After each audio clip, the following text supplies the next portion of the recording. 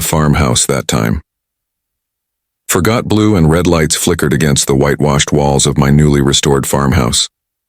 It was supposed to be a quiet Thursday evening, just me, the smell of varnish, and a slow song humming from the old radio on the window ledge. But instead a deputy was standing in my gravel driveway, trying to decide if my scarecrow's pitchfork was a weapon. Meanwhile, my goat, Henry, was chewing the sheriff's caution tape like it was gourmet spaghetti. And right in front of it all, balanced on a silver step stool with fury written all over her neatly powdered face, stood Linda Crawford, the president of the Willow Creek Homeowners Association. She was waving a thick binder like it was the holy scripture of suburban perfection. "This property," she shouted, "is in flagrant violation of Section 4B, Exterior Aesthetic Compliance." The sheriff looked at her like she had just claimed my chicken coop was a spaceship. "Ma'am," he said slowly, "this isn't in your subdivision. This is farmland." Linda's eyes narrowed. "It used to be farmland. Now it's adjacent to Willow Creek Estates, which makes it part of the community visual experience." I leaned on my porch railing and sipped my coffee. "Visual experience, huh? I'm sorry if my grandpa's barn offends your sense of beige." Her face tightened like overmixed concrete. "You can't just restore things without approval. It disrupts the tone of our neighborhood." "Ma'am," the sheriff sighed, "the man's house is on private agricultural land." But Linda wasn't done. Not by a long shot. The beginning of trouble. "My name's Ethan Miller. 42, quiet, single, and more comfortable with wood and wiring than people.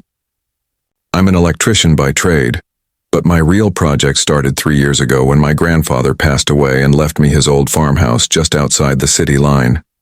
The place was built in 1922, a boxy 2-story structure with peeling white paint, a wraparound porch sagging under years of neglect, and windows so old they whistled when the wind blew. Most people saw it as a ruin. I saw it as a promise. I spent the next 2 years fixing every inch of it, restoring old wood, replacing shingles, and repainting the faded sign that once read Miller Homestead. My goal wasn't profit, it was legacy. Grandpa built this place with his hands. I was just giving it back its soul. Everything was peaceful until Willow Creek Estates sprouted next door, a freshly built suburban paradise filled with identical tan houses, perfect lawns, and residents who had never known the smell of manure or the sound of crickets at night. At first, it was just curious glances from joggers who slowed down to gawk at my old barn. Then came the letters, the courtesy notices. The first envelope came tucked under my gate. It read, "Notice. Your exterior property is non-compliant with neighborhood standards. Please remove the antique farm equipment from view to maintain uniform neighborhood presentation. Willow Creek." I laughed, tossed it in the fireplace, and went back to polishing the oak porch swing Grandpa built. But Linda Crawford didn't like being ignored. 2 weeks later, she showed up in person, clipboard in hand, accompanied by 2 other HOA board members wearing matching navy blazers like they were there to appraise a mansion, not a 100-year-old farm. She started her inspection by pointing to my windmill. "That device," she said, "is rotating at an unsanctioned speed." "It's powered by the wind, ma'am," I said. "Exactly. Unregulated air movement." The man next to her actually nodded, then she turned to my rooster, Jerry. "And this bird crows at unapproved hours." "Yeah," I said. "He doesn't have a watch." Linda scribbled something furiously on her clipboard. From that day, I realized I wasn't dealing with a normal neighbor. I was dealing with a woman on a mission to sanitize everything around her until it looked like a magazine cover. And my farmhouse? It was the one thing she couldn't control. The rumors began. It started with whispers at the local grocery store. People asked if I was starting a commune. One guy said he heard I was running an unlicensed farmer's market. I traced it back easily. Linda had begun circulating flyers around the subdivision titled, "Concerned Citizens Alert, Unregulated Activities Near Willow Creek." She included pictures, zoomed-in shots of my chicken coop, my barn, even the sign on my porch that read "Fresh Eggs." Though apparently that sign was proof of commercial operation. I wanted to ignore it. But then she escalated again, filing noise complaints about my windmill, light pollution from my 40-watt porch bulb, and even claiming my scarecrow violated seasonal decoration standards. The county inspector came out once, chuckled at the paperwork and told me not to worry. But Linda wasn't giving up. The annexation plot. The real problem started when Linda tried to annex my property into her HOA. She filed a petition at the county clerk's office claiming my land was functionally part of Willow Creek and lacking necessary oversight. Clerk rejected it twice, but Linda didn't stop. She started printing fake documents, complete with county seals she copied from the internet, and posted them on the Willow Creek Facebook group. Neighbors began asking if I was joining the HOA. Someone even congratulated me at the hardware store. Decided to pay Linda a visit. The first confrontation, her house was easy to find. The one with matching flower pots, a trimmed head shaped like a swan, and a mailbox painted beige to blend with the community palette. She opened the door before I even knocked.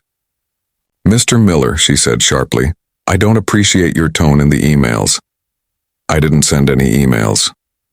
"Well," she sniffed, "your silence is passive aggression. I came to tell you to stop spreading lies." Her eyes flashed. "I'm maintaining property value integrity, Mr. Miller. Your unsanctioned farmhouse reduces aesthetic harmony." I looked past her at the sterile rows of houses behind her. "You built that neighborhood on what used to be cornfields. You erased history and now you're mad that one piece of it survived." She crossed her arms. "I'm protecting progress," I smiled. "And I'm protecting memory." She closed the door in my face. That was the last civil conversation we had. The morning the cops came, it was 6:40 a.m. on a Tuesday when I heard the sirens. 2 sheriff's cars pulled into my gravel drive. Behind them came a code enforcement truck, and behind that a silver SUV, Linda's. She stepped out holding a folder the size of a phone book. "Officers, arrest him. He's building an illegal structure and storing weapons." I blinked. "Weapons?" She pointed dramatically at my barn. "He has a pitchfork." The deputy rubbed his forehead. "Ma'am, that's farm equipment. Hostile farm equipment," she insisted. I watched, coffee in hand, as the sheriff walked the property. He found exactly 3 things: a goat named Henry, 6 tomato plants, and 1 very confused rooster. Then the county planner showed up. A young man named Jason Harper, who had personally approved my restoration permits. Linda pounced before he could reach the porch. She opened her binder to a page full of photos and red arrows. "As you can see, the farmhouse obstructs our subdivision's visual harmony line." Jason frowned. "That's not a real term. It's implied in the county charter." She barked. He raised an eyebrow. "Ma'am, I wrote that charter." By now, half the neighborhood had gathered along the road, whispering and filming with their phones. I decided it was time to bring out the receipts. I pulled out my own folder, neatly organized with every document Grandpa ever saved. "Here's my agricultural restoration permit, signed by 3 departments," I said calmly. "Here's the Heritage Farm Preservation Easement from 1986. And this," I held up a faded letter with a county seal, "is a statement from the township, calling this farmhouse a local landmark." Jason took one look and nodded. "He's 100% legal." Linda's jaw dropped. But it ruins the view." The sheriff turned to her. "Ma'am, you filed 14 false complaints in 6 months. That's harassment." She opened her mouth, closed it again, then pointed at me. He's provoking me." I shrugged. "By living here?" Jason sighed. "Ms. Crawford, you have no jurisdiction here. Please go home." As the police lights faded and the crowd began to scatter, I stood on the porch beside my grandfather's sign, running my hand along the old wood. For the first time in months, I felt peace. But that peace wouldn't last, because I didn't know it yet. But Linda was about to take things much further. And by the time she did, the whole town would know my name, not as the man with the unsanctioned farmhouse, but as Mayor Ethan Miller, the War of the Willow Creek fence line. For 3 blessed weeks after that chaotic Tuesday, peace seemed to return to my little patch of earth. The sun rose over the fields, the windmill turned lazily in the morning breeze, and I could almost pretend that the world made sense again. I worked on fixing the old barn roof that had been leaking since the late 90s, listened to my radio hum softly from the porch, and drank black coffee while Henry the goat snacked on weeds he shouldn't have been eating. For the first time in months, there were no certified letters, no flyers tucked under my door, and no HOA patrols with their measuring tapes pretending to be building inspectors. I should have known it was too good to last, because peace and Linda Crawford could never coexist. It started with something small, a drone. I noticed it hovering near the tree line one afternoon while I was repainting the east-facing fence. It buzzed like a mosquito, drifting lazily above the yard, dipping low enough to make Jerry the rooster flap his wings in outrage. I waved at it, half amused, half annoyed, expecting it to fly away. But instead it just hovered there, the lens trained directly on me. I walked over to the barn, grabbed my old potato cannon, an artifact of my teenage years, and gave it a good demonstration. One firm thump later, the drone spiraled down like a dying firefly and landed in a patch of hay. 10 minutes after that, my phone buzzed. Unknown number. Mr. Miller, came Linda's clipped, superior tone. You just destroyed property belonging to the Willow Creek Safety Committee. Safety Committee? I asked, leaning against the porch rail. You mean the same people who hold barbecues to discuss fence paint? That drone was conducting a perimeter assessment, she snapped. You are obstructing community safety operations. Funny, I said, because my property isn't part of your community. She took a sharp breath. You can't hide behind that excuse forever. Oh, I can, I said. And I have maps, deeds, and the sheriff's report to prove it. That was the start of what I later called the War of the Willow Creek Fence Line. The next morning, someone dumped a pile of dead leaves, trash, and broken flower pots along the narrow road that separated my land from the HOA boundary. It was clearly deliberate. The line was too precise, too clean. I shrugged it off, cleaned it up, and went back to painting. But by the end of the week, they did it again. Then again. Soon it became a daily ritual. Every dawn, a fresh layer of garbage decorating the roadside like some twisted suburban offering. Then came the noise. Someone had installed outdoor speakers near the subdivision gate, facing directly toward my property. Every evening at exactly 6 o'clock, they played light jazz, loud enough to drown out the crickets and the rustle of wind through the corn stalks. It wasn't the volume that got me. It was the pettiness. Every note felt like an insult. When I called the sheriff, he sighed, said he'd look into it, and added, You know how these HOA folks are, Mr. Miller. They like their wars tidy. Still, I tried to stay calm.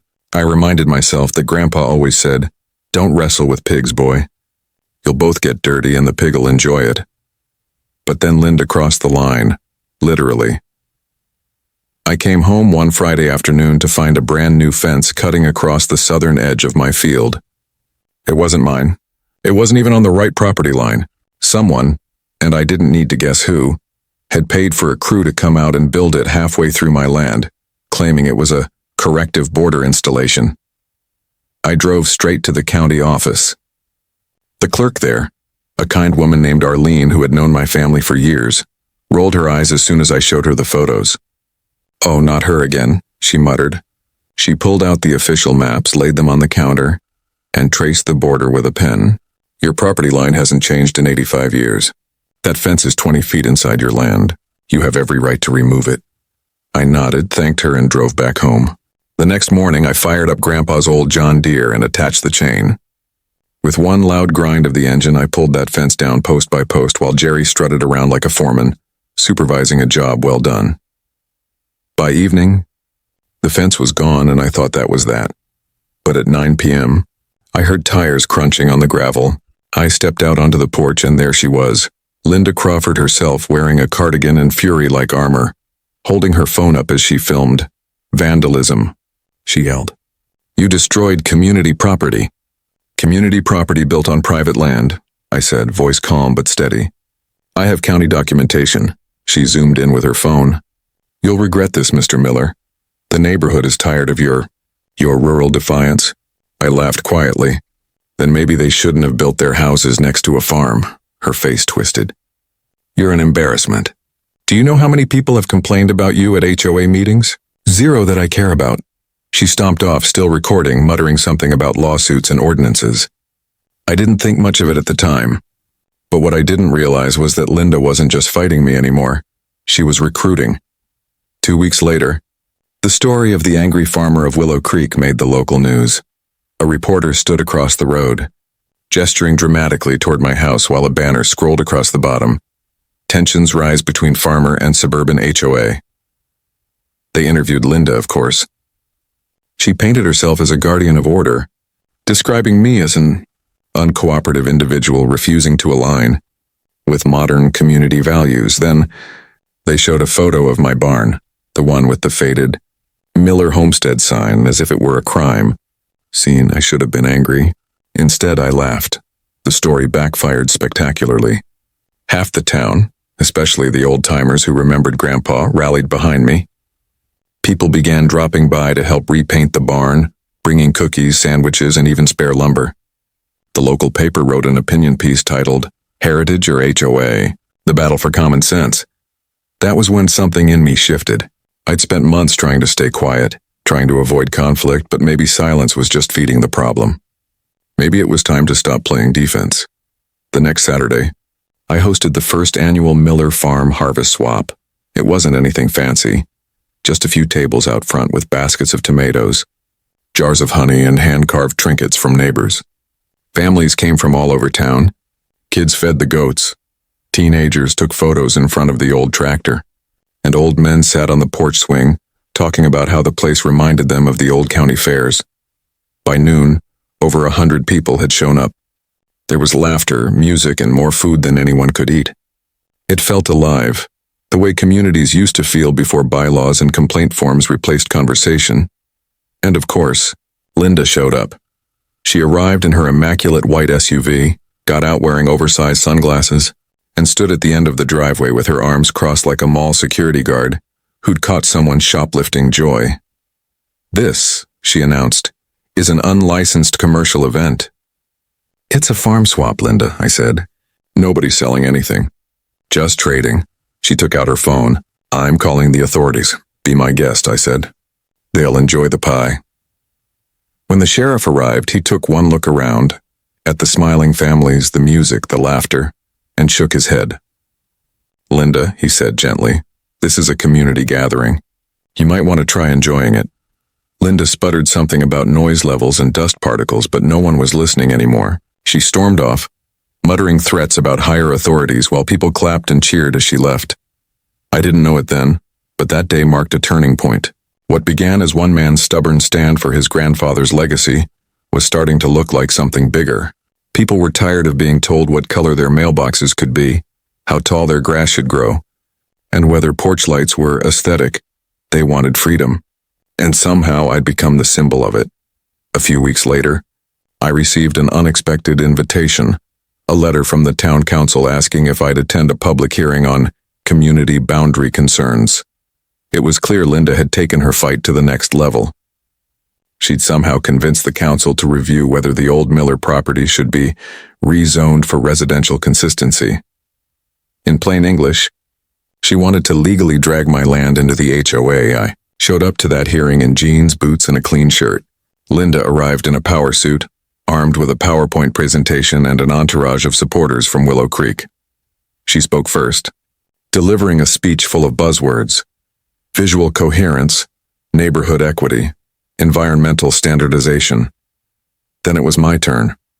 I didn't bring slides or charts, just a folder of old photos, black and white pictures of Grandpa building the barn in 1922, of my grandmother selling jam on the porch in 1950, of me as a kid riding that same tractor Linda now called an eyesore.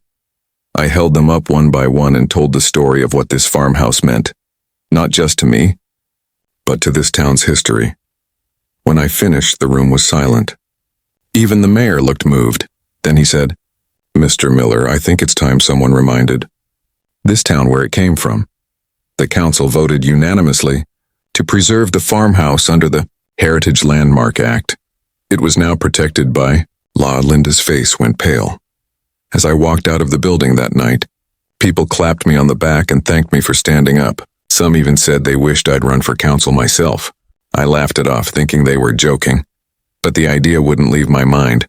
That night, sitting on the porch with a cup of coffee and the sound of the crickets back in the air, I realized something had changed. The farmhouse wasn't just mine anymore. It had become a reminder to everyone that history, heritage, and individuality still mattered in a world obsessed with conformity.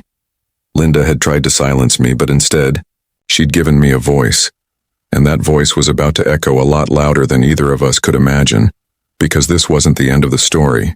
It was only the beginning of something much bigger. A movement that would shake the foundations of Willow Creek and put me on a path I never thought I'd take. A path that would end with the words, "Congratulations, Mayor Miller." The mayor nobody expected. The months that followed the town council hearing were some of the strangest and most transformative of my life. I had gone from being just a quiet electrician and restorer of old things to something entirely different. A name people whispered with admiration or disbelief whenever they passed by the Miller homestead. The farmhouse, once considered an eyesore by the HOA elite, had become a symbol of resistance and pride. Families stopped by to take photos beside the old wooden sign that read, "Miller Homestead," at 1922. Teachers brought students on field trips to talk about heritage preservation. Local artisans asked if they could sell homemade goods at my driveway stand. It was surreal, like I had stumbled into a chapter of history I didn't even know I was supposed to write. But with every wave of goodwill came another current of hostility. Linda Crawford wasn't gone. She was regrouping. After her humiliating defeat at the council hearing, she became quieter, but not inactive. Her silence was strategic. It was the silence of someone plotting their next move with the precision of a chess player who refuses to admit checkmate. She began using the Willow Creek newsletter as her weapon of choice. Every week, new editorials appeared, warning residents about the dangers of unregulated development, visual disruption, and unverified gatherings. Though she never mentioned my name directly, the message was clear. I was the problem. Her words didn't bother me much, but they did affect the people around me. Some of my newer neighbors from the estate stopped waving when they drove by. The fence line, now properly restored to my boundary, seemed to grow taller in spirit if not in height. I even noticed a few parents hurrying their kids along whenever they passed my place, as if friendliness might be contagious. Yet, for every person who withdrew, 10 more reached out. People from all over the county came to visit. Retired farmers, small business owners, craftsmen, all of them had their own stories about fighting bureaucracy or losing something dear to regulations. The farmhouse became a meeting point, a breathing space for people tired of red tape strangling common sense. It was during one of those Saturday gatherings that the idea was born. It happened late in the afternoon, under the wide orange sky of early autumn. The air smelled of wood smoke and apple pie. I was helping an elderly man load pumpkins into his truck when a woman I didn't know, a teacher named Sarah Bell, approached me. She was carrying a clipboard, and there was a spark in her eyes that reminded me of my grandfather's quiet determination whenever he faced a problem no one else wanted to solve. "Ethan," she said, "have you ever thought about running for mayor?" I laughed, nearly dropping a pumpkin. "Me? I fix wires and fences, not politics," she smiled. "That's exactly why you should. People trust you. You stood up to them when no one else would." I tried to brush it off, but she wouldn't let me. By the time the sun went down, 3 more people had joined her little circle of persuasion. They said the same thing. The town needed someone who remembered what it meant to live free, someone who didn't treat ordinances like scripture, someone grounded. I didn't say yes that night, but I couldn't sleep either. I kept hearing Grandpa's voice in my head, the way he used to say, "A man doesn't choose the fight. Sometimes the fight chooses him." By the next morning, the idea had taken root. I didn't plan a campaign, not in the traditional sense. I didn't have glossy flyers or rehearsed speeches. Instead, I did what I knew best. I listened. I drove from one end of the county to the other, visiting diners, feed stores, repair shops, and front porches. I talked to people, real people, about what bothered them, what they loved about this town, and what they missed about the way things used to be. Everywhere I went, I heard the same frustration. People were tired of endless rules and committees telling them how to live, how tall their fences should be, what color their houses must stay, and when they could hang a flag. They were tired of being managed instead of represented. I realized something important then. What had happened between me and Linda Crawford wasn't just about a farmhouse. It was about control, about one side trying to erase the humanity of the other in the name of perfection. By the time I came home that week, I knew I couldn't ignore it anymore. I called Sarah and told her, If we're doing this, we're doing it the right way. No politics, just honesty. And so the Farmhouse campaign was born. It started small, with handwritten flyers pinned on grocery store boards and coffee shop windows. Ethan Miller for mayor, a voice for common sense. I didn't have a campaign team, just neighbors, friends and strangers who believed in something simple, that decency and practicality could still win in a world obsessed with bureaucracy. We met in barns, backyards, and old diners. No suits, no slogans, no promises we couldn't keep. What shocked everyone, including me, was how quickly it grew. Within a month, the farmhouse was surrounded every evening by trucks and cars from all over town. People brought folding chairs, coffee, and homemade snacks. They told stories of how they'd been fined for the most ridiculous things: a child's treehouse that was too visible, a welcome mat that didn't match the aesthetic, a flagpole, unauthorized for height variance. It wasn't just my story anymore. It was ours. Even local journalists started calling it the Farmhouse Revolution. They loved the image, a simple man on his porch, standing up against the machine. And right in the middle of that storm, Linda Crawford doubled down. Her campaign of retaliation reached new levels. She began spreading rumors that I was anti-progress, that I wanted to turn back the clock and let chaos rule property rights. She even organized a rally inside the Willow Creek clubhouse, complete with catered snacks and banners that read, "Keep our neighborhood safe from neglect." The irony wasn't lost on anyone, but something had changed since the early days. Her words didn't land the same way anymore. The town had seen through her, seen through all the pretense of community harmony that was really about control and uniformity. When people talked about the HOA now, it wasn't admiration in their voices. It was exhaustion. As election season drew closer, I started getting invited to debates and forums. The first one was at the town high school auditorium. I walked in wearing jeans and boots while my opponent, the incumbent mayor, wore a suit so polished it reflected the stage lights. He spoke first, delivering a rehearsed speech about strategic development and maintaining standards. When it was my turn, I didn't read from notes. I looked straight at the audience and said, "I'm not here to make rules. I'm here to listen. I'm not interested in telling you what color to paint your fence or how bright your porch light should be. I just want to make sure we don't lose what made this town special. That feeling of belonging, not compliance." The applause that followed was louder than I'd ever imagined. After that night, the tide turned completely. Even people from Willow Creek, tired of Linda's tyranny, began slipping notes into my mailbox saying things like, "You've got my vote." Election day came on a cold morning in November. I didn't expect much. I'd told myself I'd be fine losing, that just speaking up had been enough. But as the day went on, the reports from polling stations told a different story.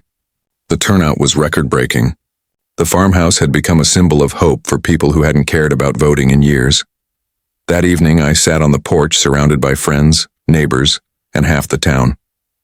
We watched the local news announce the results live.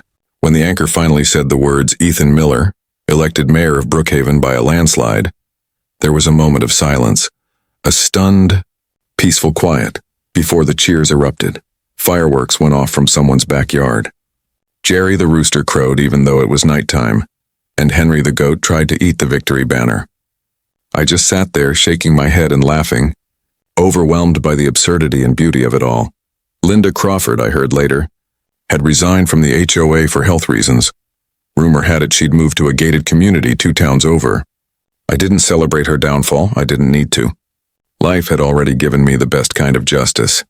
The quiet satisfaction of knowing that decency, patience, and a little stubborn courage could still triumph in a world full of rules and noise. The first thing I did as mayor wasn't anything dramatic. I didn't pass new laws or hold fancy press conferences. I just opened up the old town hall every Saturday morning and invited people to come talk. Farmers, homeowners, small business owners, teachers, kids, anyone who wanted to be heard.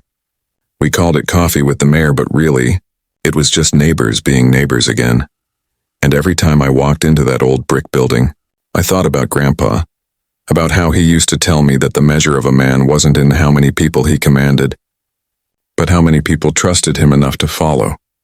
That was when I realized something profound. I hadn't just inherited a farmhouse. I'd inherited a responsibility, to protect the spirit of freedom, simplicity, and humanity that this place had always stood for. The farmhouse still stands today, its windows glowing warm against the twilight. The windmill still turns, the rooster still crows, and somewhere out there, Linda Crawford is probably shaking her head in disbelief that the unpermitted farmer became the mayor. But for me, it's never been about titles or victory. It's about remembering that even the smallest stand, a single act of defiance against nonsense, can ripple out and change everything. And all it took was one stubborn man, one old farmhouse, and one community finally remembering who they were. The weight of the chair becoming mayor sounded grand on paper, but the reality of it set in the moment I walked into the town hall for the first time as its new leader. The building was old. Not the charming kind of old like the farmhouse, but the kind of old that smelled like dust and paperwork. The walls were lined with photographs of every mayor who had come before me, all of them posing stiffly in suits with polished smiles that looked like they had been copied from the same mold. When I reached the end of the hallway and saw the empty frame waiting for my photograph, I couldn't help but laugh quietly. "Guess you'll have to get used to flannel," I muttered under my breath. The first few weeks were a storm of meetings, briefings, and endless questions. Everyone wanted something: a new permit, a road repair, a budget increase, or sometimes just attention. The hardest part wasn't the requests themselves, but the culture I had inherited. Decades of bureaucracy had turned even the simplest tasks into mazes of paperwork. People had stopped thinking about solving problems. They just thought about checking boxes. It was as if common sense had been exiled from City Hall. On my third day, the head of the zoning board, a man named Roger with slick hair and a nervous habit of tapping his pen, handed me a 50-page report about unsanctioned mailboxes. I stared at it, then looked at him. "Roger," I said, "are we really spending taxpayer money counting mailboxes?" He blinked at me like I'd spoken in another language. "Well, sir, technically," he began, but I raised my hand. "No, technically, Roger, I just need a yes or no." "Are we doing this?" He nodded reluctantly. I sighed. "Okay, stop it." That became my unofficial motto for the first few months. Stop it. Stop the nonsense, stop the unnecessary forms, stop the obsession with control. Instead, we started doing something radical, listening to people. Every Saturday morning, as promised, I hosted coffee with the mayor at the old town hall. It wasn't fancy, just folding chairs, mismatched mugs, and the smell of burnt coffee that refused to leave the building. But it became the heartbeat of the town. Farmers came to talk about irrigation issues. Parents came to ask for better playgrounds. Small business owners came to share their struggles, and I didn't talk at them. I listened. But not everyone liked the change. There were those who had built their entire sense of power on the old ways, on paperwork, fear, and control. They saw my casual approach as dangerous. Rumors began to spread again, the same way they always do when old habits start dying. They said I was too soft, too simple-minded, too emotional. Some even whispered that I was running the town like a barn meeting. But here's the thing. People liked barn meetings. People liked being heard. And for the first time in a long time, the town felt alive again. Winter came hard that year, painting the fields white and turning the farmhouse into a glowing beacon against the frost. I had long days at the office and longer nights at home, sitting by the fire and writing notes in an old leather notebook my grandfather had left me. I called it the Common Sense Ledger, a place to jot down ideas that weren't about politics but about people. Things like, keep the playground lights on till 9 p.m. so kids can play longer, and turn the empty warehouse by the river into a shelter. Simple things. Human things. One of those ideas would change everything. It started when a woman named Marta Reyes came to one of my coffee meetings. She was a single mother who worked 2 jobs and still found time to help at the food pantry. She stood up one morning, her hands trembling slightly as she spoke. "Mr. Mayor," she said, "we're doing what we can at the pantry, but there are still families going hungry. There's food going to waste in restaurants and stores every night. Isn't there something we can do?" Her words hit me harder than I expected. I'd seen the same thing she had. Dumpsters behind grocery stores filled with unsold bread, fresh vegetables, even cooked meals that had never been served. It wasn't right. I took it personally. That night I sat by the fire again and scribbled down an idea. Community table project. A program to connect restaurants, stores, and farmers with local volunteers to gather unused food before it was wasted. By morning, I'd made up my mind. We were going to do it, with or without official approval. When I presented the plan to the town council, half of them nearly choked on their coffee. "Mr. Mayor," one of them said, "there are liability issues, health codes, transport logistics." "I know," I interrupted, "and we'll solve them. But hunger is a bigger liability to the soul of this town than a few forms." It wasn't easy, but within 3 weeks we had trucks, volunteers, and a warehouse space ready. By the end of the month we were delivering hundreds of meals a day to families, seniors, and shelters. Local news picked up the story. Then state news. Then national for a moment. Brookhaven, our small, stubborn town, became a shining example of what happens when compassion replaces red tape. But success comes with shadows. Linda Crawford had been silent since the election, but silence can sometimes mean something more dangerous than words. One morning I arrived at the office to find a thick envelope waiting on my desk. Inside was a formal complaint filed by a state oversight committee. Someone had reported the community table project for violations of food handling and transportation laws. I didn't need to guess who had made the report. The next few weeks were brutal. Investigators came, papers were filed, and the project was temporarily suspended. The warehouse fell quiet. Families who had depended on those meals started calling the office, worried and heartbroken. I tried to stay calm, but inside I felt a storm rising. The same anger I'd felt when Linda tried to tear down the farmhouse. Only this time the stakes were higher. One evening I went home and found an envelope on my porch. No name, no address, just a small note inside. It read, "Don't let them take this from us again. We believe in you." There were 5 signatures underneath, all from volunteers who had worked on the project. That night, I didn't sleep. I sat by the window watching snow fall across the fields, and I realized something. Power wasn't in the office or the title. Power was in the trust people placed in you. Power was in the small unseen courage that grows when ordinary people refuse to back down. The next morning I called a press conference. Cameras flashed as I stepped up to the podium in front of Town Hall. My voice was steady, but my heart was on fire. "If feeding the hungry is a violation," I said, "then maybe it's the laws that need rewriting, not the people trying to help." The crowd erupted. Within days, state officials began backpedaling. Petitions poured in. The Oversight Committee withdrew the complaint. The Community Table Project reopened, bigger than before. That victory was different from the others. It wasn't about proving anyone wrong. It was about proving that rightness still mattered. That empathy in the hands of ordinary people could move mountains. A few months later, on a quiet evening, I walked through town alone. The streets were lined with new lights, the laughter of children echoing from the park. The town felt alive, reborn, freer than I had ever known it to be. As I passed a shop window, I caught my reflection, older, maybe a little more tired, but with eyes that carried something deeper now. Understanding. That was when it hit me. Leadership wasn't about fixing everything. It was about giving people the courage to fix things together. And as I turned toward home, the farmhouse lights glowing in the distance, I realized that everything had come full circle. What began as a fight to save a fence had become a fight to save something far greater. The soul of a community that had almost forgotten its own heart. And somehow, against every odd, we found it again. The fire that fame brought the morning the world came knocking. I was fixing a broken hinge on the barn door.